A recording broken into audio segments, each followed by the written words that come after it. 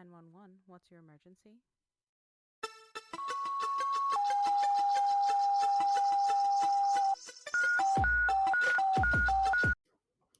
The following content is graphic, emotional, and includes dark humor that may not be suitable for all listeners. Discretion is advised.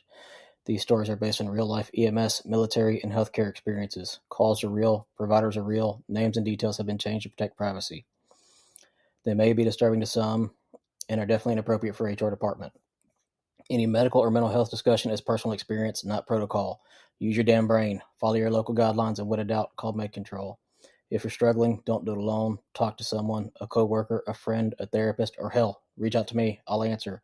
Need help right now? Text or call 988 or visit 988lifeline.org.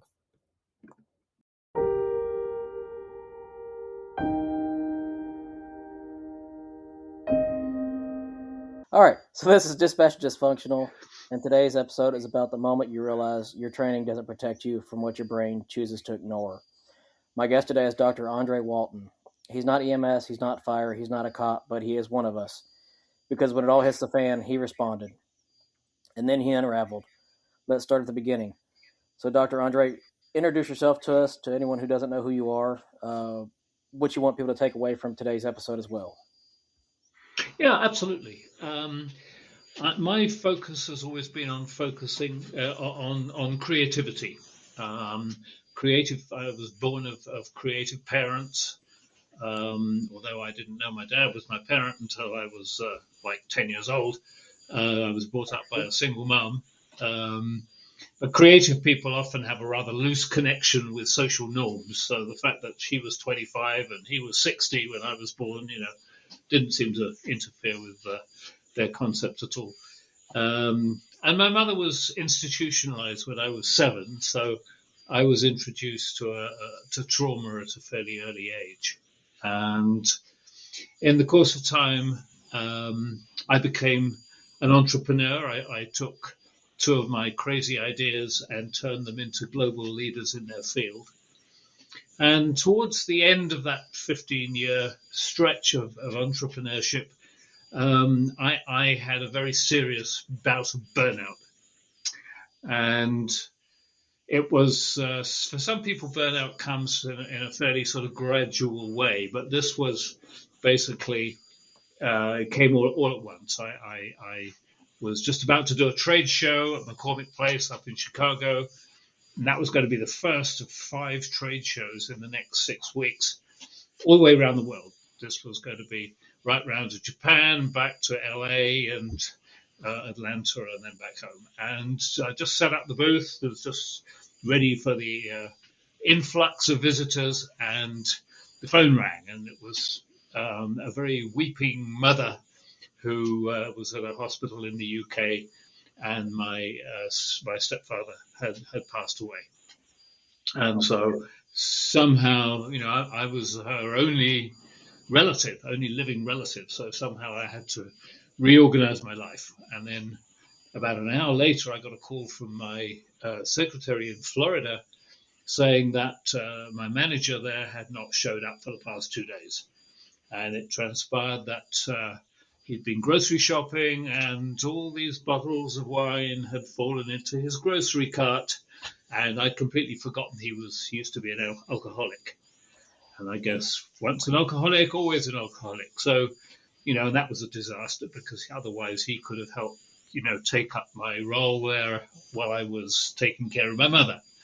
Anyway, those things sort of came about, and I hit burnout. And people don't always realize how devastating serious burnout is. And so that has always been in my mind. I've seen a lot of other trauma. I was a first response instructor for PADI, the Professional Association of Diving Instructors. And in the course of that, I actually saw a fair amount of requirement for a for a first responder. And so I've also, had several friends who have been first responders on a full-time basis. And so I admire what you do. It's an extraordinarily stressful environment. So that's sort of briefly how I got to where I am now. Um, So I know before the show we were speaking, and you said a lot of people need to take accountability for their own burnout. Can we go into that a little bit, real quick? yes, and I actually think this is true of almost anything that goes wrong with us. We have become programmed to some extent to not really take responsibility for those things, and I think it's particularly true of burnout. And it really starts with how the medical profession look at burnout. They don't consider it, a discrete illness. It's subsumed under the heading workplace stress. And there's two serious problems with that. One is that it's not solely a function of the workplace. You Burnout can be certainly exacerbated, and it can even be caused by things that go on in the home environment. That can be just as stressful as anything you find at work if things go wrong. But also, I define stress in a slightly different way. To me, stress is when someone does not have the resources to meet a challenge. And that can be, it's fairly obvious in a physical environment. And if somebody asks you to pick up this chest freezer and pop it in the back of your truck, certainly for me, that's 100% chance that my resources would not be able to meet that challenge. And so all sorts of unpleasant consequences of stress would occur.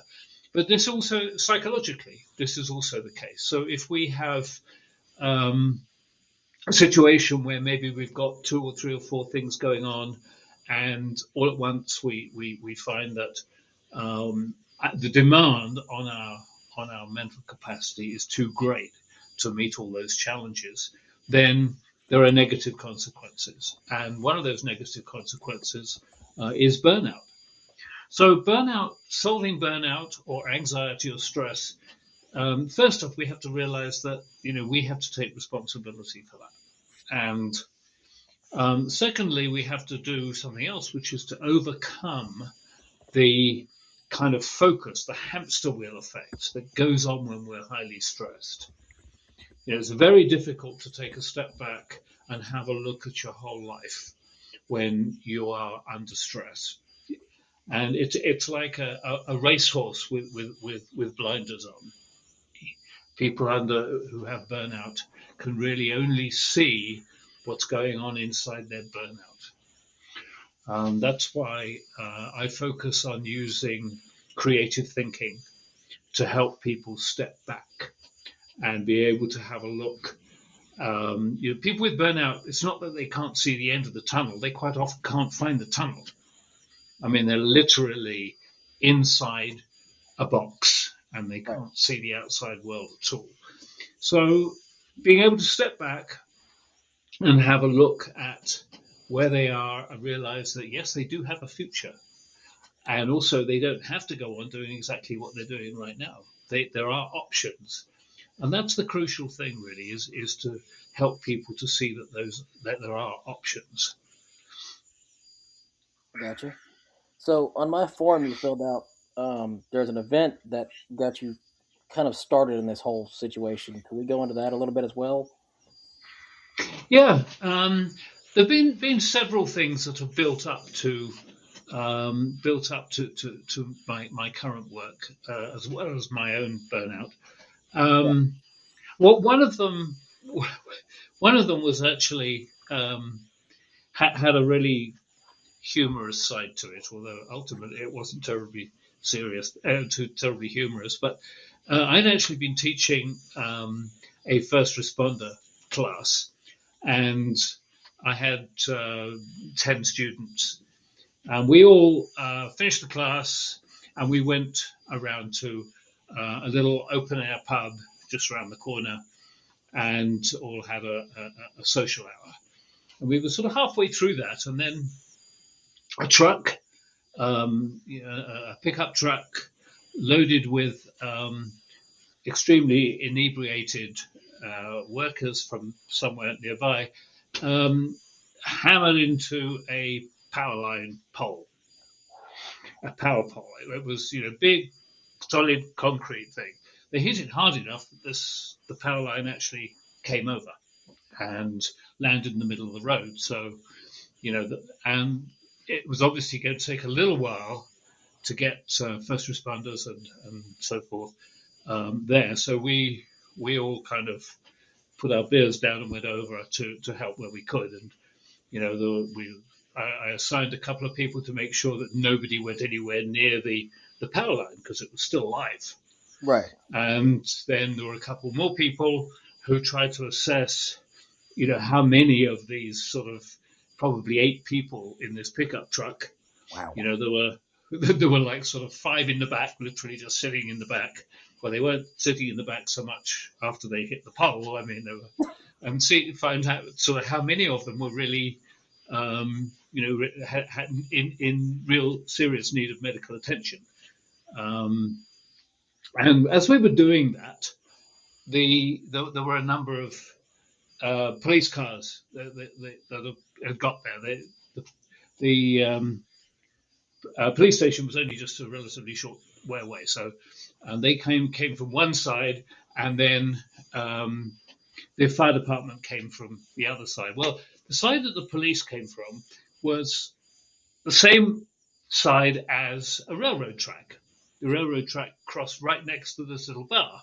Oh God! And one of the reasons we went there was that when the barrier goes down and the little bell sound, and it was like, then they used to spin the wheel, and then you would, wherever that landed, you'd get the pitcher of beer for whatever the thing was pointing to. So it was kind of fun, and that's one of the reasons we sort of, we went there for our happy hour. I like that bar. Well, as the police arrived, they were very intent on like finding who had driven this car, this little truck. I mean, they were looking at it very much from a who's the criminal here sort of aspect.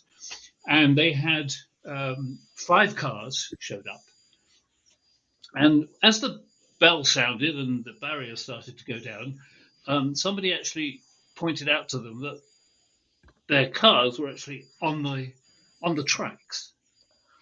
And so, and there were 2 on the tracks, and then 3 parked right behind it. So the 2 on the tracks couldn't immediately get away. So they had to, I mean, the bottom line was that, as the train was actually sort of coming, as they realized that, somebody needed to move pretty darn quickly. And so anyway, eventually they just about got their cars off the tracks. Well, by that time, the people, thankfully, there were medics there who were looking after this whole process. But one of the things that it was a learning moment for me, because our first response students, my first response students, we actually analysed that. We took that scenario, we analysed it. So okay, so what actually was going on here that we could have done differently? Let's treat this as a really serious sort of scenario. And first of all, you had people there whose goals were not necessarily related to the well-being of the people in the accident.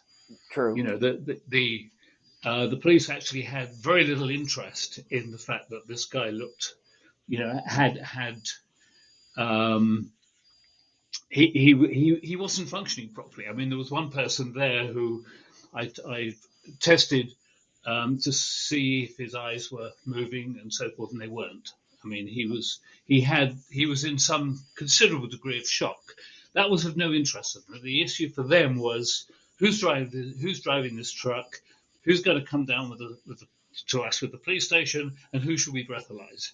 This was their motivation. So it really had nothing to do with the well-being of the people in the accident. And in fact, it was very negative because it was getting in the way of the first responders from the fire department.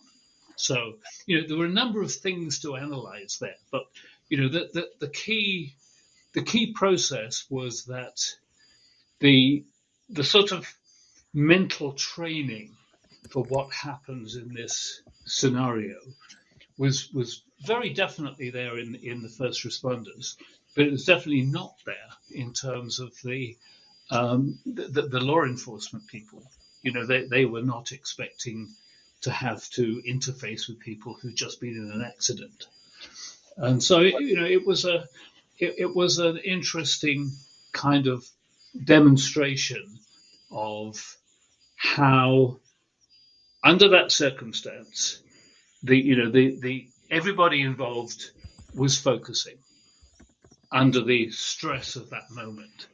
But some people were focusing on things that were not in the interests of the well-being of the people in the accident. So, we have to accept that any kind of stressful situation is going to cause us to narrow our field of vision.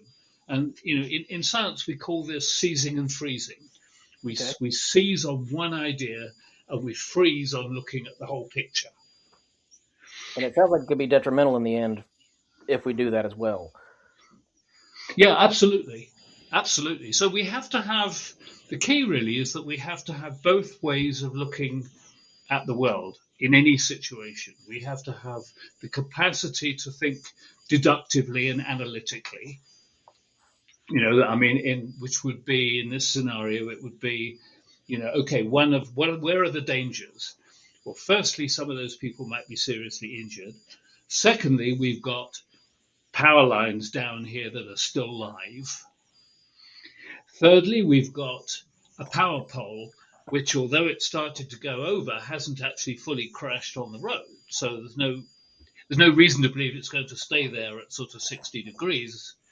I mean, it could come crashing down as well. So, and then of course, fourthly, you've got the fact that these cop cars are sitting there on the tracks when there's a train coming. So, you've got some discrete number of areas where, and that's the deductive part, that's the analytical part. But then the creative thinking part, which is the divergent thinking part, is really, let's have a look at the whole picture and see what's really important. And so, and you can do all this very quickly if you allow your mind to be thinking in that way. If you let it get trapped in a very focused way, then you're going to miss all the other stuff. Right. And similarly, if you're always looking very divergent, look at the whole picture, you may not get anything done. So it's a combination of these kinds of thinking processes that are so important in any situation that requires quick thinking. I got you. So actually, that follows me up into my next question for you. So when you're in a moment like that, what gets shut off first? Your awareness, your judgment, or your hearing?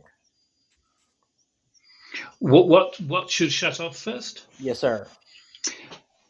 Well, I mean, if it was sort of medically, your hearing, but in reality, in terms of your brain, what shuts off is the ability to look for options. So in terms of your brain, it is the what they call system one thinking, which is instant kind of knee jerk reaction thinking, and that's just that just comes from the time when we were living in caves. I mean, that's just an instinctive thing that we do, and that has a of course a very very valid place. I mean, the trouble is that if we stick with that, so if for instance our knee jerk reaction is just to run towards the pickup truck to see who's hurt, and we don't just give ourselves an extra half second to think, okay, if we do that, we're going to run over a power cable that's probably still live.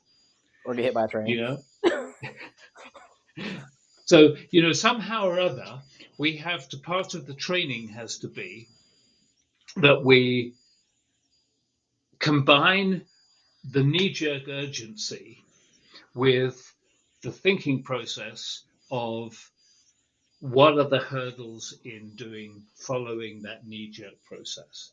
And that will slow the whole thing down. I mean, we might take a second to think of something that would take 100 milliseconds if we just followed the knee jerk reaction. And of course, you see this, if you're a medic in the diving fraternity, you see this. I Right. mean, you see people doing things that if you don't stop them pretty quickly, they're Going. going to, they might get the bends, or there's all sorts of hurdles that they could cut. So on the other hand, if in the process of doing what is instinctive, might put other people in danger. So you just have to have that kind of balance between big picture thinking and focused seizing and freezing knee jerk stuff. Yes, sir. It's actually funny you brought up the diving part. I actually was on a dive vessel at one point, and uh, I was talking to divers, and one of them was explaining to me one time they increased the pressure in the bell before everybody got in there. So, of course, it caused a horrible accident. And yeah, it was, yeah. I'm glad Oh I didn't dear. work on that, but yeah, that was fun. Yeah. No, it does happen. I had I was diving, just recreational diving, with a bunch of people in South Florida, where I used to live, and we were in Cozumel actually, and we were going diving, and in the course of if you sort of if you're a practiced instructor, I'm what's called an IDC staff instructor, so I participate in teaching people to actually become instructors. And it's just sort of intuitive that you keep an eye on people in the boat, even if they're nothing to do with your group. And so, there were probably, I don't know, maybe 10 people in the group. Um, and 3 or 4 of them were people that I knew, that I came with. We were all either instructors or dive masters or whatever. And so, anyway, in the course of going down there, we were diving on an edge, and it was just beautiful diving. But I noticed that there was a guy there who had gone down with his girlfriend, but she wasn't there. So I sort of waved in front of him and said, where's your buddy? And he was suddenly sort of, oh, you know, oh shit, that's right, I came down with somebody, and Crap. Oh, shit. so I'm like, you know, and I noticed below me there were bubbles, and so I'm like, Shit. okay, and so I dumped all my air, went straight down. I had to go down nearly 200 feet.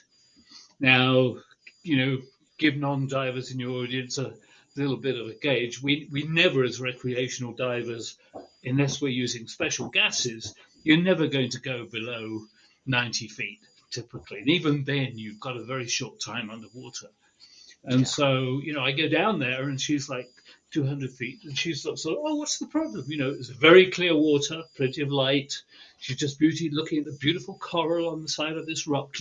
And I pick up her gauge and then she's like, I had to keep one hand here because she very nearly let go of she was so shocked, her regulator nearly came out of her mouth. I was like, oh, okay. Yeah, somebody told me that wasn't a good thing to do. So anyway, we went up to 60 feet, and I told her to wait there for 3, 4, 5 minutes and just keep an eye on her air. And I got a buddy who had plenty of air, and eventually we got her up to the top again. But another 3 or 4 minutes, and she'd have probably been history. Right. And so, but there is a balance that had to go on in my mind about sort of, okay, what are the dangers going to be in going to go down there to find her? If I don't find her in good shape, then what am I going to do? And some of that goes on as I'm going down. But and that was probably my 2,500th dive. So a lot of this stuff is already programmed in my mind. But I do remember the kind of process that had to go. Okay, the first thing you've got to do is to go down there. Is that safe? Yes, it is. Bam.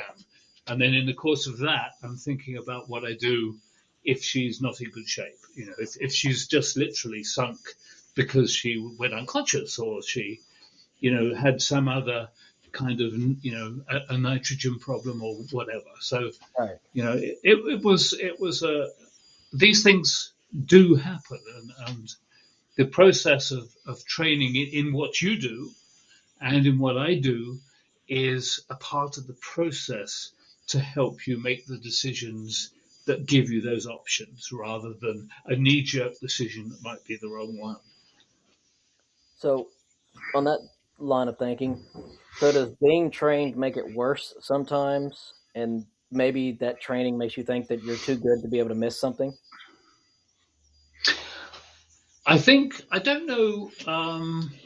I've never seen examples of being thinking you're too good and you might, and therefore you miss something. But what I have seen in more complicated situations is training that will make you direct you to the wrong decision.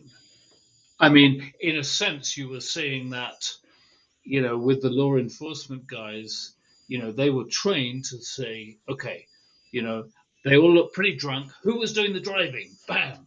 Right. And the rest of the stuff, the fact that, there are a whole bunch of people lying on the ground not looking terribly conscious, that wasn't terribly relevant.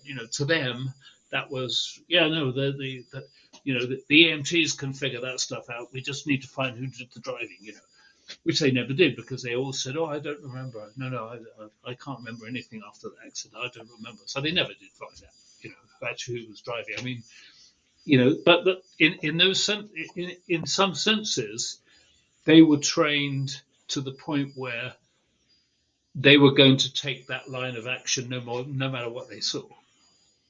Right. So, I think that is a danger of training without the flexibility of including, that kind of creative thinking, that leaving your mind open for Right. all Creating that possible tunnel vision. options.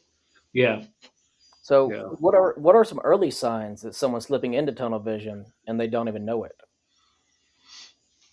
Um, well, if the tunnel vision is related to stress, like burnout or whatever, Right.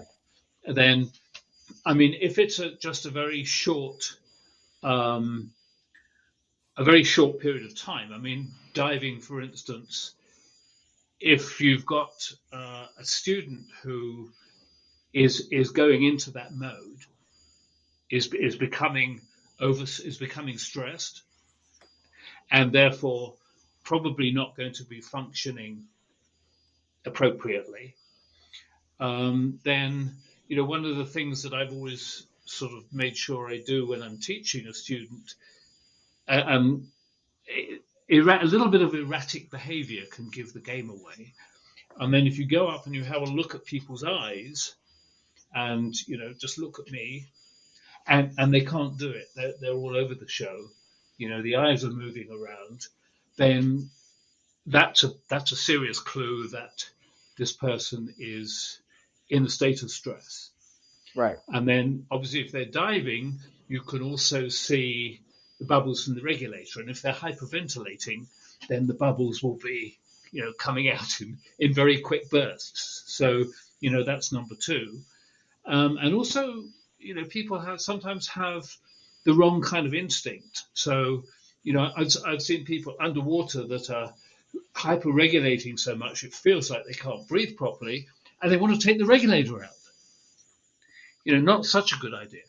So, I mean, there are various things, and that's not that uncommon. I mean, if I've got somebody there, it's like sort of calm down, just watch me, and then there's always a hand somewhere near the regulator in case they, and sometimes they'll spit it out because their mouth is not closed. I mean, they just open their mouth because it's like that sort of reaction. Right. So, there are lots of things like that. Obviously, on a longer term basis, if you're talking about somebody that is tunnel vision because of a longer term thing like burnout, then there are all sorts of symptoms. People with burnout inevitably have very little sleep. They can't sleep properly. They reject all those people around them that could be of help to them, and they nearly always reject reject friends, reject family. They just sort of want to be, withdraw from their world. So there's all sorts of things on that longer term kind of basis, and of course anywhere in the middle. Yeah. So here's a question I got too: is so can this hit anyone, or is it just people who are tired and burned out? Um, this can sometimes occur before people get seriously tired. So, this can sometimes be an early sign. Normally, it isn't. Normally, it all comes in one kind of batch as you get stressed. So your vision focuses. So you start the road to burnout. You start to, that they just friends would call and say, "Well, we're going to have that card game on Friday," and it's like, "So, I really can't do it this Friday. I'm too busy." And people at work sort of, do you want me to give you a hand with that thing we were talking about last week? I think I've got it covered. I think I've got it covered. Just anything to kind of get people out of the way. So Isolation. those kinds of signs can come before physical signs. I mean, when somebody's had burnout for months, then it all gets pretty obvious. They don't take good care of themselves, because sometimes they are on their own at that point. Maybe their husband or wife has said, I think I'm just going to spend a little time with my parents because, I think you need time on your own for a little bit.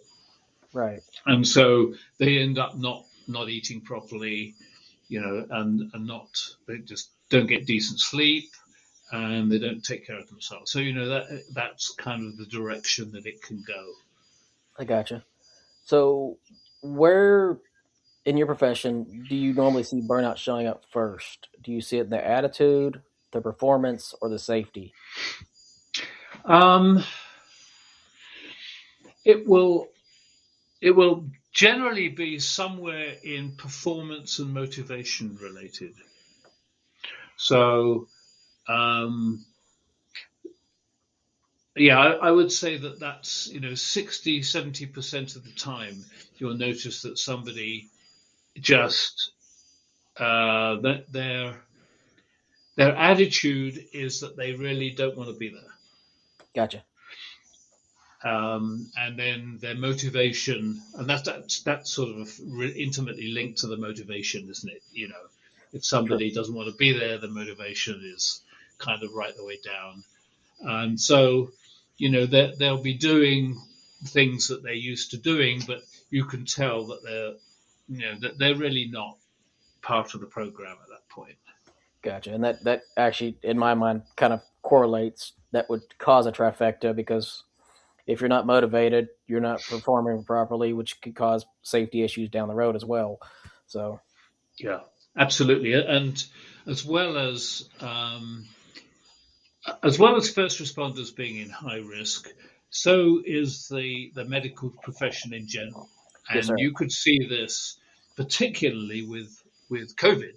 Um, my daughter is a labor and delivery nurse, and that she had to do her regular labor and delivery working, but she also I don't know if you remember seeing on TV that there's a hospital where the whole ground floor of the parking garage was turned into a COVID unit, Yes, I do. I and remember that.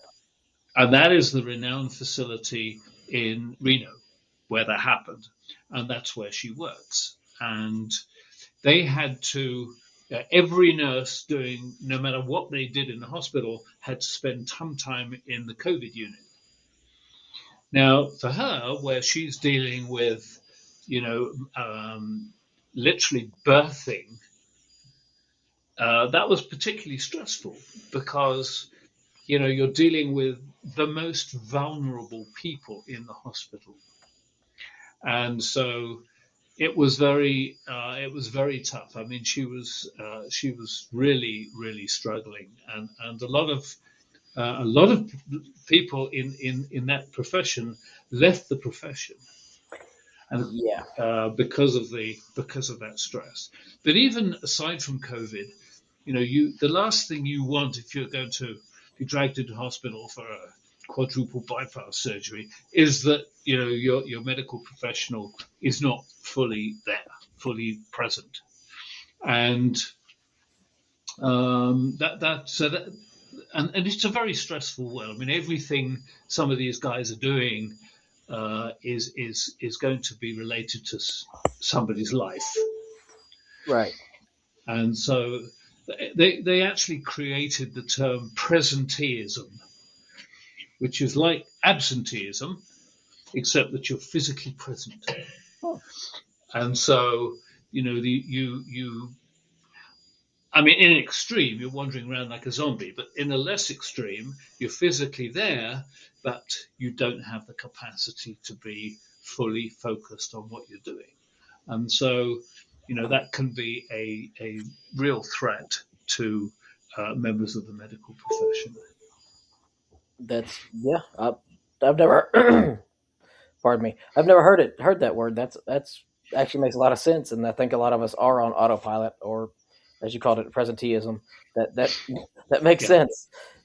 yeah, absolutely. And in the world of first response, of course, that is that's crucial. You've got to be making very quick decisions. They've got to be quick decisions that are the right decisions, and your focus has to be spot on in order to achieve all that. So, it is as in any other area of healthcare.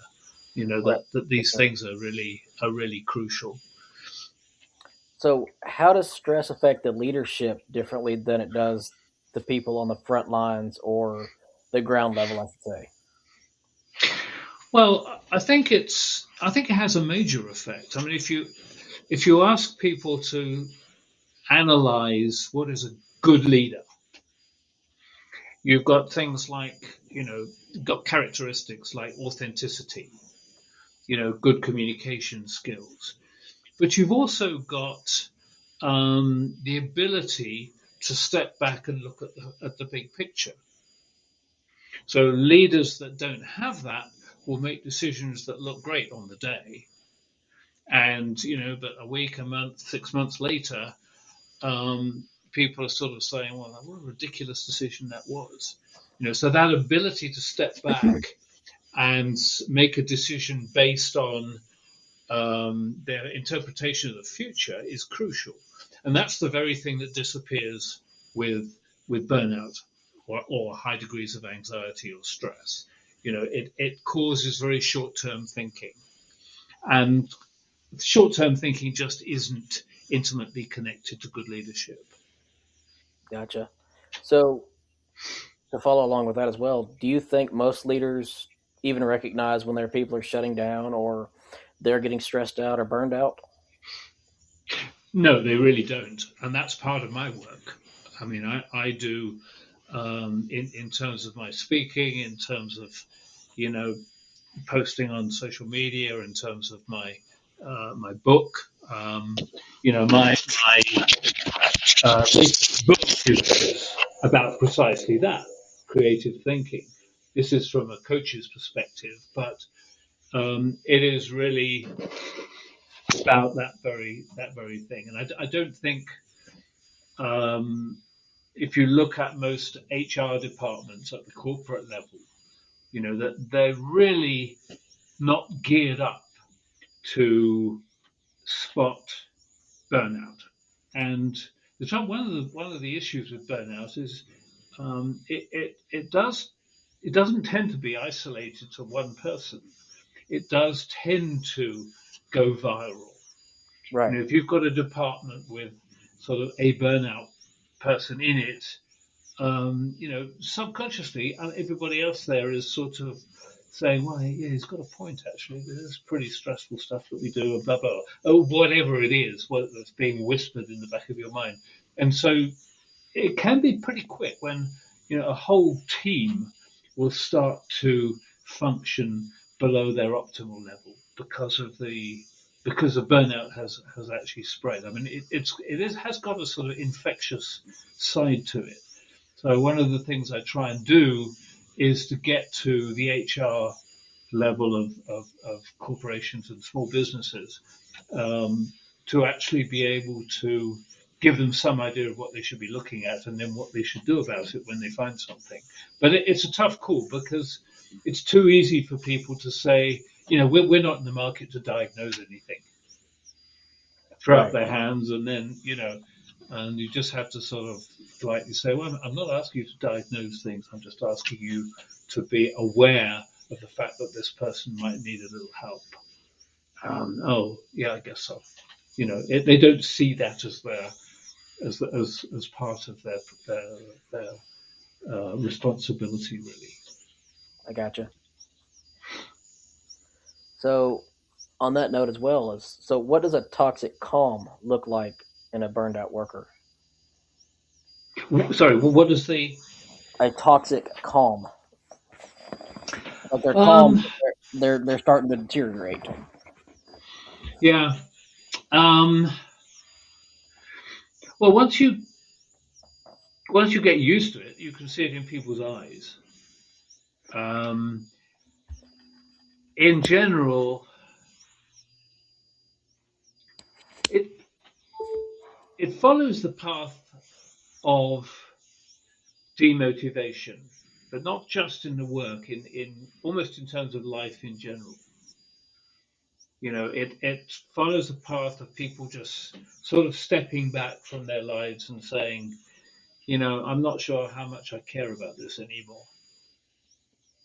Gotcha. And and that's really why people tend to step back from family and friends and just, I mean, they literally want to abdicate responsibilities. They want to um, reconfigure their lives without the complexity of having people around. And so, as you can probably imagine, in extreme, you're only a step away from suicide, Yeah. which is the ultimate, you know, abdication of relationship. Yeah. So, it's pretty easy. If you try and have a conversation at anything different from a trivial level with somebody that has burnout, it becomes pretty obvious that there's something very wrong here because they're not really interested in talking at anything other than the trivial level. And if they do get to talk at anything other than the trivial level, they'll often, break down. Gotcha. In So, how do you coach leaders to stop adding to the problem or stop manifesting the problem? I should say. um, well, I think one of the things that is kind of interesting is that um, leaders that are emotionally intelligent will be able to understand this pretty quickly.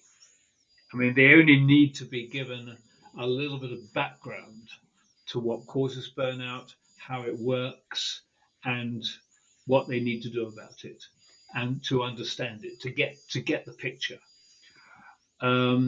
Leaders that are there, and I mean, some leaders just simply shouldn't be leaders. Right. Um, but leaders that are less than less than emotionally intelligent, um, it becomes more difficult because sometimes people with burnout think that the solution to their burnout is to do more work because in part their brain is sort of saying that that knows that they're demotivated and that they may be working below par, so the solution is then to work harder. And so, there are leaders that will see that and take advantage of it. Oh, okay, well, you think that will give you some more work to do. So Right. it's a very, very tough call. And, that's why really the solution to burnout is within the individual.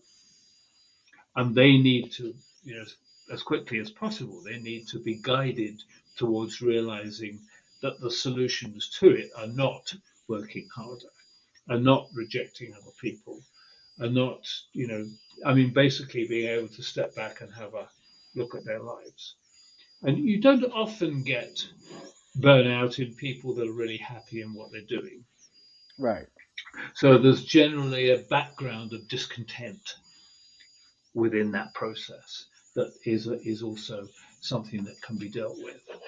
And if it's not dealt with, then often the burnout will come back. I mean, 50% of professionals in the US have reported burnout in their current professions. Hmm. And a staggering 50% of those will probably get burnout within the next 18 months. Wow, that's So, kind of scary you know, statistics. it's really, you look at the whole picture and you realize that sometimes people will kind of think, all I really need is just, I need to take a break. So, I'll take 3 weeks off and, everything should be fine. Right. And, even if that's six weeks off, everything will be fine. But, without really addressing the underlying issue of whether they should be doing what they're doing, if there are stresses in their lives that they've just pasted over the cracks, and that can be at home or at work. I mean, sometimes there's sort of, that we I mean, humans are incredibly versatile. Right. It's a wondrous skill. Just incredibly versatile, especially when we're 25, when we're 30. Sure, I can do that. Absolutely. Invincible. And then, yeah, I mean, it's just the way it is. And Right. yet, the huge disadvantage we have is that we're incredibly versatile. And so you end up having that attitude when you're 20 or 30. And then when you're sort of in your late 40s or 50s, you sort of think, God, I hate what I'm doing. Because you chose something that wasn't necessarily a good fit for the real inner you. And so, you get, I mean, we paste over the cracks with that by calling it midlife crisis, which doesn't help us very much. But it's what it is, and of course those people are much more likely to suffer from stress and anxiety issues. That makes sense. And I like how you actually put that, is about the midlife crisis. That's I think when that term got coined, I think it was a way to soften the blow and a way to make people feel better about it. But at the Yeah, same time, like you were saying a minute ago, it's not treating the underlying conditions. It's not treating the underlying issues. It's just putting a yeah, band-aid on it, and all of a sudden it's getting ripped off again. So, yeah, yeah. Exactly that. Exactly that. Yeah, and so it's in like I said, I love how you're explaining it. It makes a lot more sense now that you've said it that way. good. Good. I mean, I think when you've got people in really very very stressful jobs. My son is a homicide detective, Hmm, and that's cool. they. I think they come if you look at what they're going through on a longer term basis. I mean, years rather than weeks. Um, then you have to address the issue that perhaps they need to circulate into something else, and then perhaps come back to it. Right. The same, I think, is true of first responders. They could still have a role to play in healthcare, but not necessarily having to address the kinds of things that they have to address on a regular basis. Because, they whether or not they realize that's the case, it's very difficult for people to be able to carry on doing that kind of work, and really not suffer any long term kind of issues.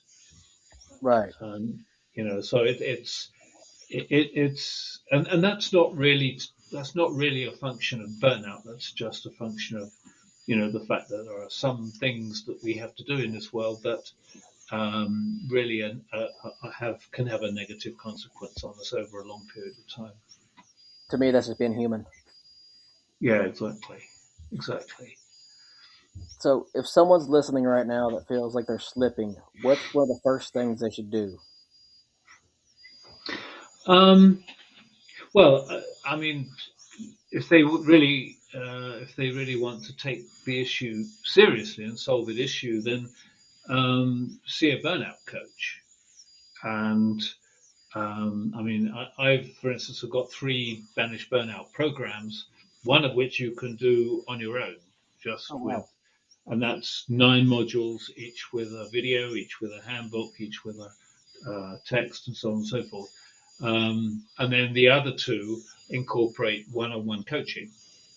So, but if people just want to, feel that there are things they need to do to try and solve the problem before it becomes serious, um, creative thinking is just an incredibly powerful way of dealing with this. And we can start creative thinking just by shaking life up a little bit. So, if you drive to work, choose a different route to go to work. If you go to your favorite restaurant, choose something different on the menu, or go to a different menu altogether. If you're planning your family vacation, then perhaps do something a little different than you've done for the past couple of years. So really try and get out of the ruts that we normally create in the course of living.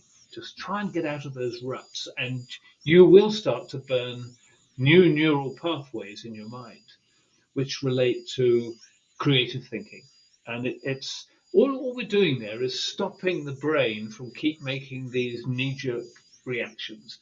That's how I did it last time. That's how I do it now. Our brains are just programmed to be incredibly lazy. Sorry, efficient. And so, Like lazy. and the way we do that is by doing the same thing that we did last time because it saves us thinking too much. Right. And so, the trouble with that is that we don't think with any creativity anymore, and we get stuck in these ruts. And when you get stuck in the rut, then the way forward always seems as if it's going to be the same as it was last time. And that's when we just don't have that creativity in our lives anymore. When we don't see the options, and that's the route to stress, anxiety, and burnout. Gotcha. So, what's something that they can say to themselves in that moment? Pretty much like a grounding phrase or like a gut check for themselves. Well, we can say phrases, but it's more effective to take actions. Yep. So, one of the things that I do with my clients is I get them to agree to just go take a 20-minute walk every day. And doesn't need to be 10 minutes, 20 minutes, it can be 10 minutes. But, and preferably somewhere that has some beauty associated with it, like, along the beach or in a park or in a bit of woodland or, you know, because natural stuff around you stops you thinking about technology, or it stops you thinking. It's a very brief return to nature. And the point about the walk, I won't bore you with the physiology behind it, but there are things about going for a walk that actually connect the two halves of the brain much better. They they they're physically connected by something called the corpus callosum, and that doesn't work terribly well under normal circumstances. Going for a walk or doing anything physical that doesn't require your mind to think about it actually does connect the two halves of the brain, and that helps you take a step back and look into the future. It helps you. This is all about finding ways where you can see options. As long as you can see options, you're on the right path. It's when we get deprived of options, when we feel, as if we're locked into some space where we can't get out. You know, that's when one of the things that really triggers serious burnout. And when we can take a step back in some way and look at the future, um, and realize that there is a positive future ahead of us, then that can be very, very useful to us. So, going for a walk, make sure that you're not leaving behind your recreation. If you were used at one point to sort of having a game of cards with your buddies on a Friday evening, then make sure that you carry on doing that. If you Saturday morning you used to play golf or play tennis or do a specific recreation.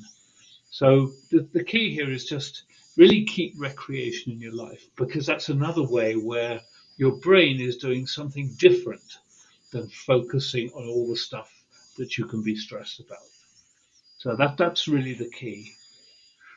I love that. That again makes a lot of sense to me because it does, as I as the old saying goes, nature is its own medicine, and that kind of leads into that as well. Absolutely, absolutely. And sometimes it can be very simple. Sometimes it can be just listening to more of the music that you like to listen to. Even perhaps when you're working or driving or whatever, just giving yourself that other dimension, because sometimes you've got all these different dimensions of sensuality. I mean, you've got to touch, you've got sight, you've got hearing, and so trying to give those feed those senses the kinds of things that make you feel positive is all part of the process. I gotcha. So you've seen what happens when awareness fails. What do you want every responder to remember before their next shift? Yeah, it's. I think the other side of this whole thing is that you need to involve other people in the process. You need to make sure that you're in close contact with everybody around you that you work with, that everybody around you that is your family. That's the crucial thing. Don't let that stuff kind of slip into the sidelines. Don't back burner any of those relationships. Making sure those relationships are in good standing is really a critical part of the process. And obviously, when if you're in an environment where teamwork is crucial, as in first response or as in any part of healthcare, really, then you've got that additional drive to keep those contacts made and healthy. Yes, sir. Yeah, I really appreciate you being here. Not for just what you saw and went through, but for the work you've done since, and for the work you're continuously doing to help improve so many lives, so many futures. It's amazing, and just reading some of the stuff you've done has been a great insight and a great learning tool for myself. I'm huge into psychology, so I love it. Um, so, where could people find you, your work, or reach out to you if they want to connect or learn more about your programs? The easiest way is to go to my website, and that's plan the number four change, PLAN, number four change, CHANGE, at .org, www.planforchange.org. And from that, you can press a button and get on a call with me. Um, and we're very happy to talk to people that are interested in this, or they have a problem they want to resolve. But that has all about my life coaching. It has all about my burnout programs, and so that's really the best way. There is a TED talk. Oh, wow.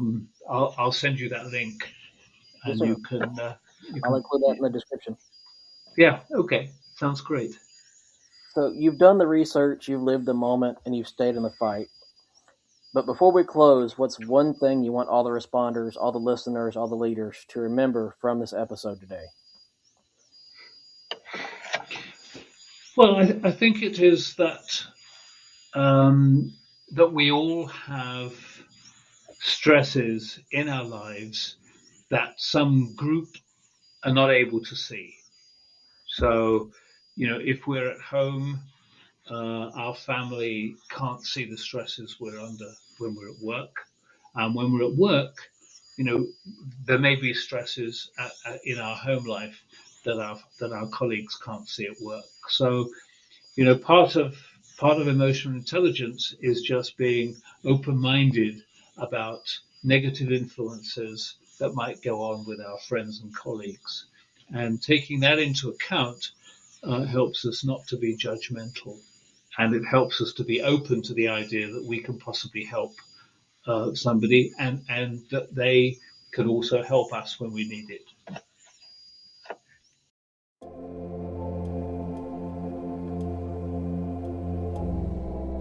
If you think it's too heavy to say it anyway. It beats a eulogy. You don't have to apologize for surviving however you can. You're not the reason things are heavy. You're the reason they're still moving.